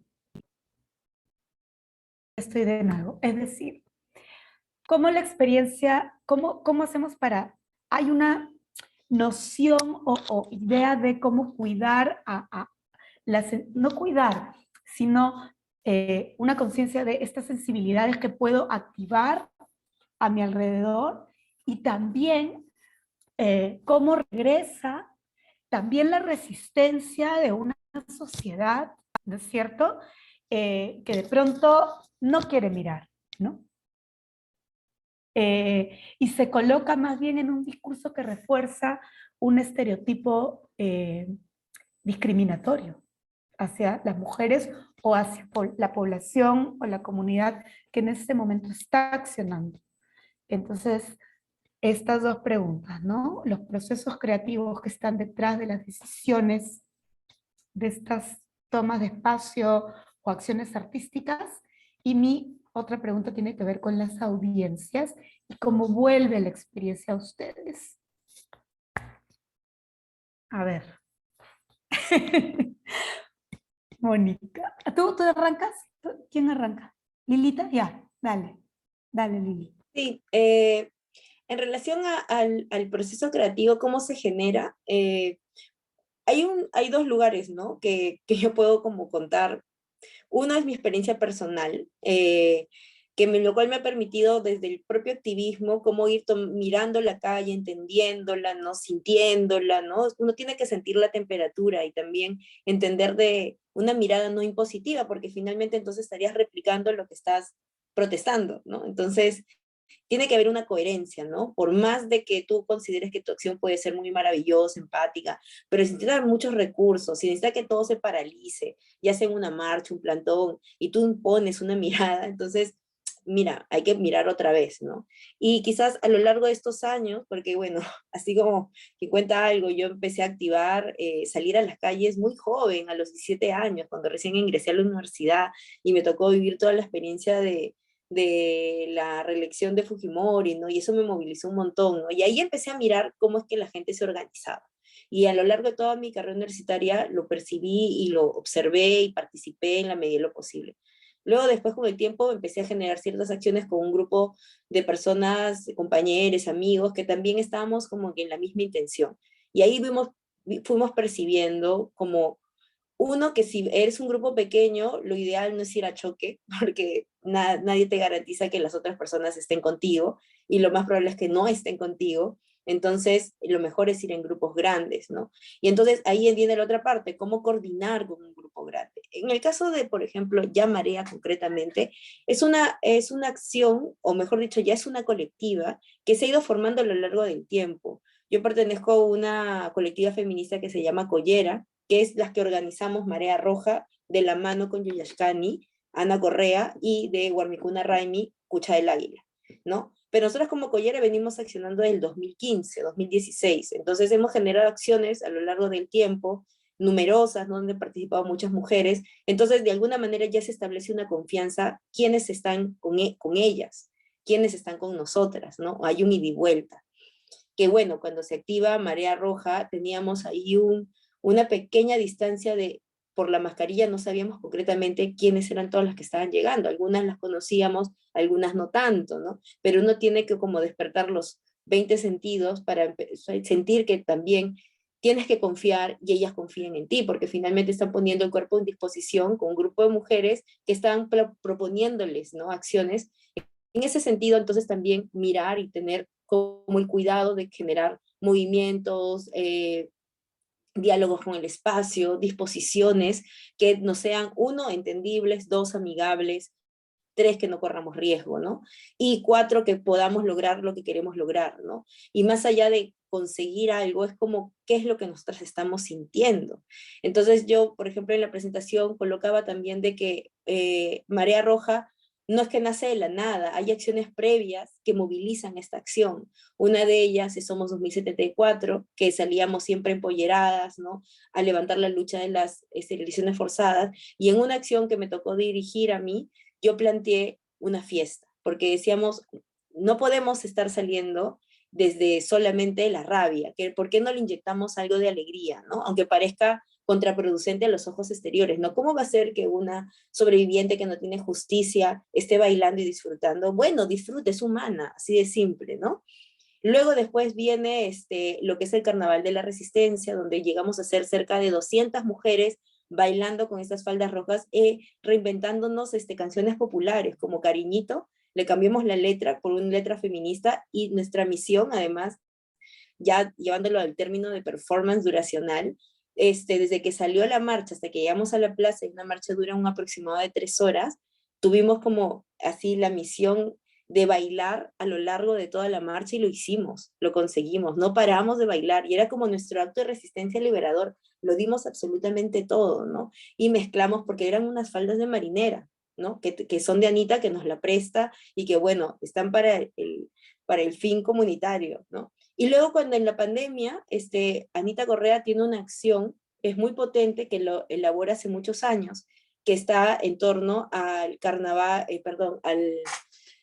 a la Marcha de las Flores, que es la Caravana de la Muerte, ¿no? Ella la llama la Caravana de las Flores. Entonces hace una acción que es alrededor del Real Felipe, con un grupo de mujeres vestidas con unos trajes típicos, ¿no? De una localidad, y donde entramos prácticamente marchando, ¿no? Con flores, ¿no? Pero hay una cadencia corporal. Entonces finalmente cuando Marea surge, como hay una velocidad por medio, empezamos a enlazar todos los que sabemos, todo lo que hemos trabajado, pero que tenga un nuevo sentido. O sea, porque las manos que en el video que mostré, cada paso que vamos dando con un pañuelo, nos vamos tapando el rostro, lo vamos entregando, lo vamos levantando, y es una simbología del cuerpo que queremos colocar. Entonces empezamos a narrar desde la gestualidad del cuerpo. Justamente cuando tú mencionas ese público que dice, ¿qué están haciendo? ¿No? Por un lado, claro, viene primero el primer público que dice que siempre cuando vengan mujeres organizadas, váyanse a cocinar, váyanse a lavar, que hacen en la calle, ¿no? Y así sea un domingo en la tarde, te mandan igual a cocinar, a estudiar, a trabajar. O sea, esa es la lógica, ¿no? Con la que siempre van a mirar a las mujeres como sus enemigos, ¿no? Las enemigas de pública. Y por otro lado, pues también empezar a generar otros diálogos con el cuerpo y la ciudadanía, que entonces, por un lado también confundir, ¿no? Confundir que esto no es una protesta. ¿Por qué no? ¿Por qué no plantear desde lo lúdico, no?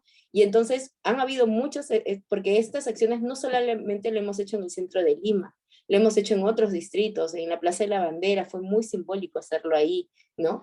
Entonces lo llevamos a otros lugares que no era solamente en la Plaza San Martín, donde no solamente era el Congreso. Cuando fuimos frente al Palacio de Justicia, hicimos una caminata desde detrás del Estadio Nacional. Hicimos todo ese recorrido detrás del Parque de la Exposición, un recorrido largo, como una procesión, porque realmente para nosotros era un ritual.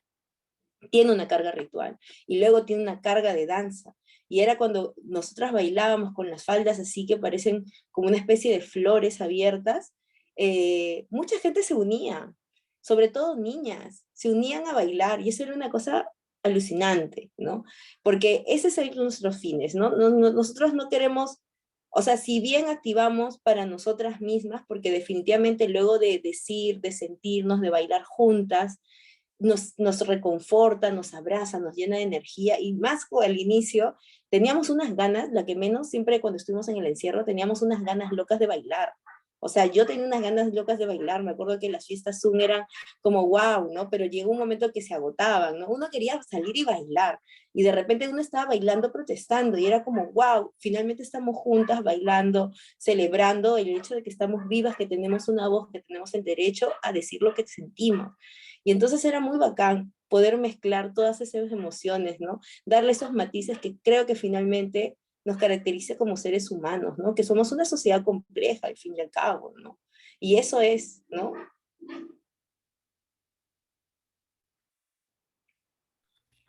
Gracias. Gracias, Mónica. Yo ahorita solo quiero ponerme una pollera. Lili, por favor. Se acepta convocatoria, audición, porque sí, por todo lo que dices, y sí, o sea, es hermoso, es hermoso. Sí, es inevitable empezar a fantasear con cosas. A ver, volviendo a las preguntas, Lore, sobre los procesos creativos. Como en este trabajo hay como mucha gente en la construcción, ¿no? Tienes, por un lado tienes a la Cruz Roja, que ellos ya tienen un trabajo con asociaciones y de desaparecidos, o distintas asociaciones con las que estamos trabajando, y es como nuestro gran, digamos, promotor del proyecto, ¿no? Entonces, luego está todo el equipo de la plaza, ¿no? Y es un equipo con una parte audiovisual y otra parte, digamos, ya de dirección general. Y estoy yo ahí con mi método y el trabajo con el cuerpo. Y están digamos, los participantes con los que vamos a hacer. Entonces, lo primero es preguntarnos, y entre todos lo vamos preguntando, ¿qué quieres decir a quién? ¿No? Entonces, y eso varía, ¿no? Una de las cosas que nos pasó y nos ha pasado en Satipo es que hay mucha diversidad, porque hay mujeres en donde necesitan hablar de la historia que han vivido, otras que no quieren tocar el tema. Hay otras que no la conocen, pero son las nietas, las hijas, y están ahí porque hay algo que no conozco bien, pero estoy ahí.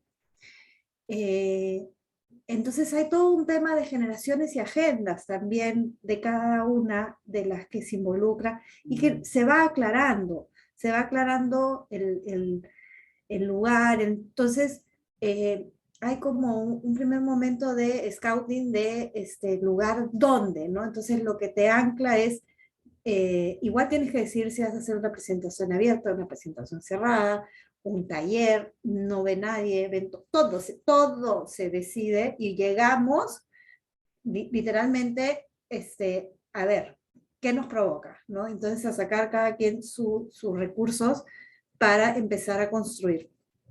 Entonces hay un momento en donde cuando decides el lugar, los aliados, qué pasa con la municipalidad, qué pasa con las asociaciones, quién te va a ver, por qué, qué celebraciones hay en torno a en esa comunidad, qué eventos hay, y así se va como tejiendo una serie de variables que van a componer el trabajo, ¿no? Pero sí hay como una dimensión individual, ¿no? De la motivación personal o de la historia personal o de lo que yo quiero nombrar. Luego hay un nivel colectivo en donde en este colectivo una cosa muy interesante es como también tu trabajo de alguna manera de escénico contribuye también a dinamizar un diálogo de la asociación con la agenda y el trabajo de la asociación al margen del trabajo escénico. Entonces, tú promueves también un espacio de interacción y una forma de comunicación desde una entrada con el bienestar, con sentirse relajada, con sentirse bien consigo misma. Entonces, hablar desde ese lugar sobre tu agenda de cosas es distinto a llegar con tu cabeza llena de preocupaciones y totalmente desvinculada de lo que pasa con tu cuerpo y de cómo te sientes, ¿no? Entonces, el estar en mi cuerpo me va a conectar con mis emociones, mi sentir y a todo lo que hemos venido haciendo todo el tiempo. Entonces, hay ahí algo muy hermoso que ocurre cuando uno baila, que es esto que también se ve, las polleras, ¿no? Yo veo, y es muy simple, el movimiento pues no se trata de hacer grandes coreografías y virtuosismos y acrobacias, y nada de eso. O sea, el simple hecho de alzar las manos, ya, ¿no? Y ese alzar las manos tiene una contundencia cuando lo haces con un grupo de gente que es arrollador, porque te hace parte de somos una cosa, somos un algo, somos un cuerpo, ¿no? Entonces hay una sensación de cuerpo colectivo que es muy contundente cuando unificas un movimiento que sale de lo cotidiano y estás en este ejercicio compositivo de, ok, estoy armando algo, estoy creando algo, ¿no? Y todas estamos ahí, ¿no? Y luego ya yo sí creo que hay como un siguiente paso que en donde hay como distintos colectivos, ¿no? Entonces no es solamente, o sea, está también digamos, este lugar donde hablaba de cómo la muerte nos atraviesa a todos, cómo la relación con la mujer nos atraviesa, y sí, o sea, está ahí, ¿no? Sin haberlo planeado, suelen ser todas mujeres, excepto en Huamanga, que se había un hombre, el profesor, que lamentablemente se lo llevó el COVID, pero también no pretende ser un trabajo sobre mujeres, pero sí hay un elemento femenino también muy potente, que tiene que ver con esto también que dijo Nishme hace un tiempo de quién cuenta la historia, ¿no? Y qué pasa cuando la cuentan las mujeres, ¿no? Es distinto, hay otra historia ahí. Entonces, obviamente, para mí esa es una motivación, y cuando acá ustedes, compañeras, lo nombran, o sea, se me quiebra la voz, se me llenan los ojos de lágrimas, porque es algo que me afecta y me moviliza mucho, ¿no? El ser mujer y qué pasa con este ser mujer. Y me emociona también que estemos acá y que estemos conectándonos desde ese lugar. Entonces es como ahorita estar comiéndome un pie de limón delicioso, ¿ya? Súper bien se siente. Y lo último respecto a las audiencias, creo que es esto, ¿no? Que una vez que decides en dónde, quiénes son tus aliados, y ahí lo que comentaría únicamente es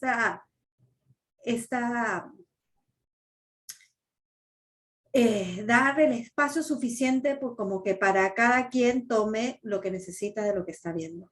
Pero no se trata de tirar una moneda al aire a ver quién la chapa, ¿no? Sino que hay una intención, hay unos aliados, hay un día, hay un porqué, o sea, también tienes que hacer un planeamiento y no es todo tan romántico y bonito, ¿no? No, también hay una parte ejecutiva de que quieres hacer que algo funcione y que se visibilice. Y ahí una cosa que he visto es la presencia de las audiovisuales. Entonces estamos haciendo artes escénicas, pero las audiovisuales en los 3 trabajos están así, ¡pah!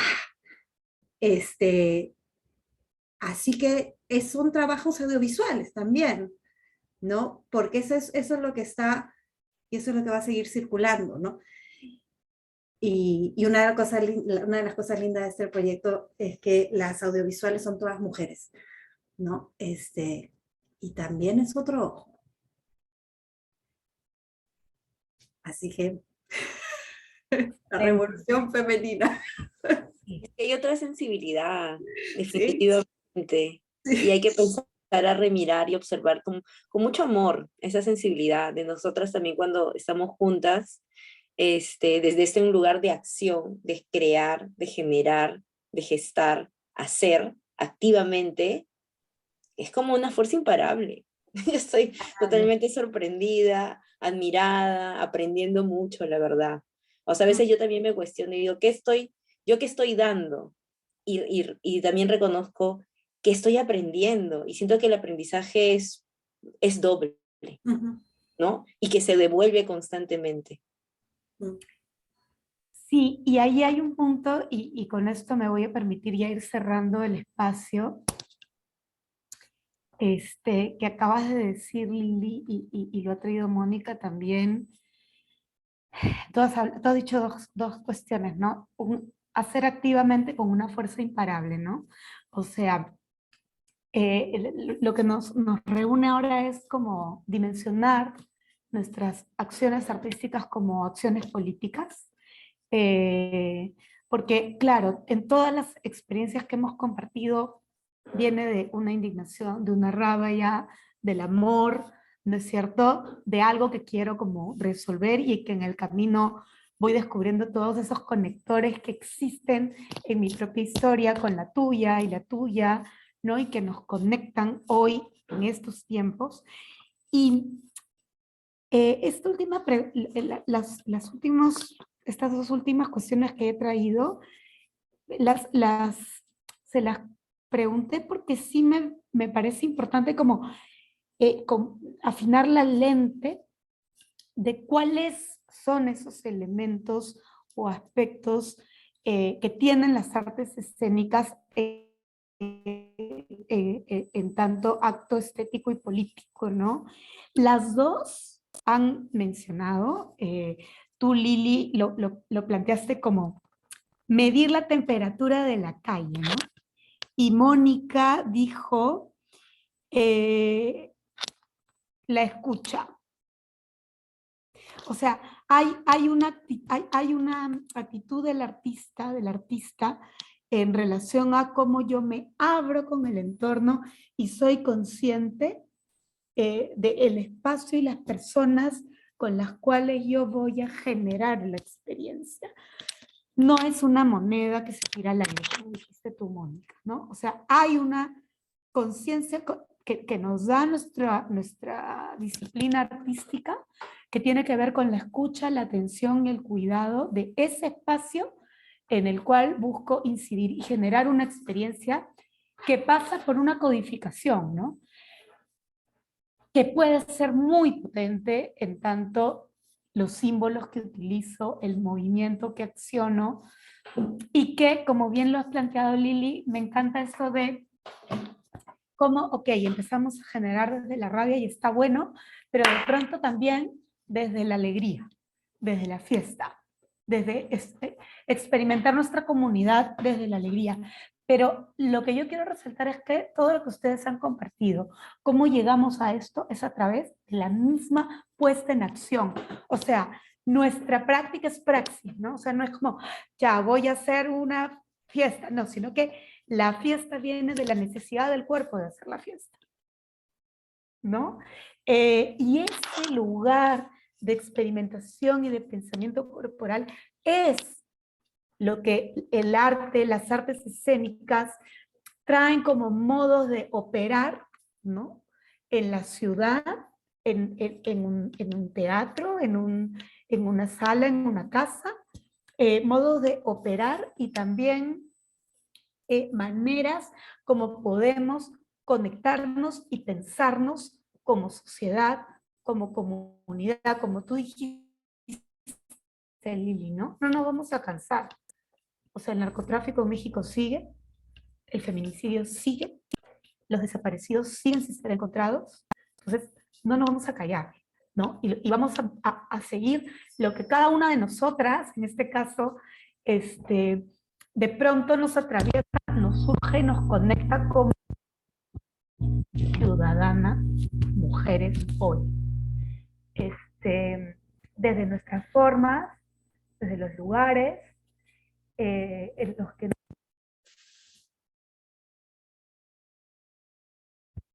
con nuestras propias formas que vamos encontrando en el hacer. Eso es investigación artística.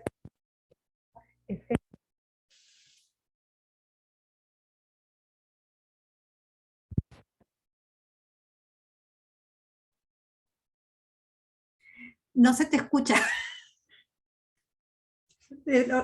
Saca el micro de tus manos. Me emocioné. Decía que ha sido una tarde muy potente de escuchar estas experiencias diversas, con temáticas diversas, con propuestas diversas, con indagaciones diversas, pero que nacen de nuestra propia práctica y desde ese lugar que nos mueve a generar un cambio desde el arte. Y cómo desde el arte también devolvemos a la sociedad formas de vínculo y de acción que son importantes y necesarias de implementar en diferentes espacios de la vida, no solo en el arte, ¿no? Así que gracias Lili, gracias Mónica, gracias Nishme, gracias a Anita Correa, que ha sido aquí evocada numerosas veces, y a todas las artistas que estamos en esta búsqueda, en esta lucha cotidiana, y a los artistas también. Les artistas también. Gracias de verdad. Entonces, bueno, espero que no sea un primer encuentro, sino que nos provoque seguir. Gracias a todas y a todos por acompañarnos y seguimos en el encuentro internacional. Hasta una próxima oportunidad. Nos vemos, gracias. Gracias, vemos. Gracias, besos. Nos vemos. Gracias.